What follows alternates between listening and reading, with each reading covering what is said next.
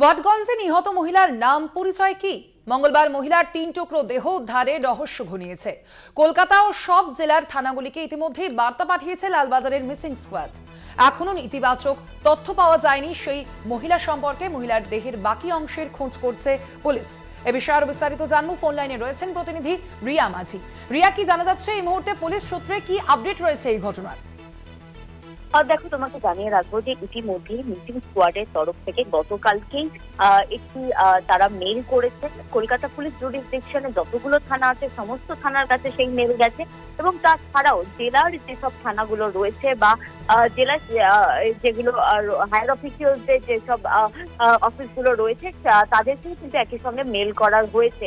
এবং এই ৩০ থেকে ৩৫ যে আনুমানিক বয়স এই মহিলার, সেই বয়সের কোনো মহিলা মিসিং হয়েছে কিনা সেই তথ্য জানার জন্য কিন্তু মূলত মেল করা হয়েছে। কিন্তু এখনো অব্দি কোনো রকম সদ উত্তর আসেনি। কারণ তোমাকে সকালেও যেমনটা আমি জানাচ্ছিলাম যে এই ধরনের কেসে কিন্তু মূলত যেটা করতে হয় সেটা হচ্ছে প্রথম যে তদন্তের স্টেপ হিসাবে যেটা দেখা হয় যে এই বডির আইডেন্টিফিকেশন হচ্ছে সব থেকে জরুরি। এবং তারপরেই কিন্তু বাকি যে তদন্তের প্রসেস সেটাকে এগিয়ে নিয়ে যাওয়া হবে। এবং দ্বিতীয় যে একটি স্টেপ থাকে সেটা হচ্ছে যে সিসিটিভি দেখে যদি কাউকে সাসপেক্ট করে পুলিশ, সেক্ষেত্রে তার ছবি অর্থাৎ তার ফেস ডিটেক্ট করে সেই ছবি লোকালি যে সোর্স আছে পুলিশ তাদেরকে দেখানো হবে।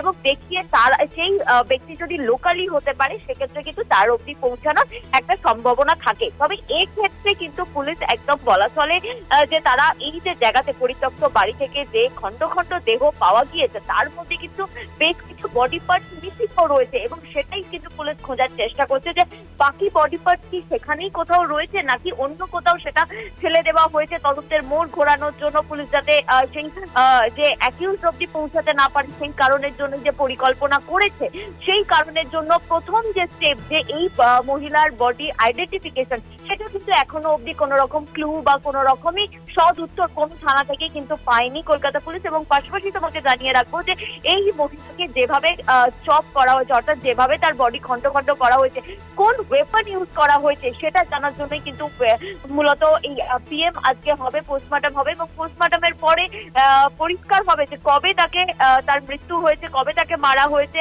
এবং কিভাবে তাকে মারা হয়েছে প্রথমে, তারপরে কি ওয়েপন ইউজ করে তাকে যে খন্ড খন্ড করা হয়েছে, এই পুরো বিষয়টা কিন্তু পরিষ্কার হবে।